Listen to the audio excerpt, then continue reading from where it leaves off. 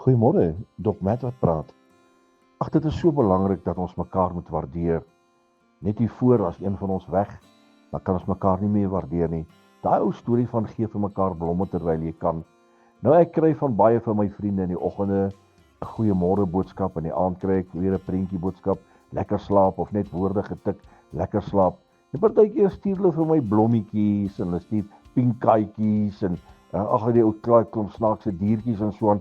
Wat 'n man nie regtig vir 'n man sal stuur nie. Maar weet jy wat? Hulle waardeer my en ek verstaan dit. Net die feit dat hulle aan my dink, is ek dankbaar voor. En ek wil vir die bemoedig van vandag, waardeer mekaar, sê vir mekaar jy gee om vir mekaar. Al is dit net 'n goeiemôre, al is dit net 'n koppie koffie prentjie wat jy stuur, sê vir mekaar goeiemôre. Jy moet 'n wonderlike dag hê of ek spreek die seën van die Here uit oor jou in hierdie dag. Mag die Here jou ryklik seën. Want dalk dink jy gaan dit môre doen en dan kom môre, dan is dit te laat. Dan is daai persoon nie meer met ons nie. Elke geleentheid wat jy kry, sê maar goeiemôre.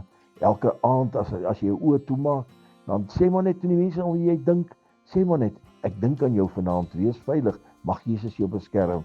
Maar kom laat ons mekaar waardeer terwyl ons nog kan. Herlewingsgroete.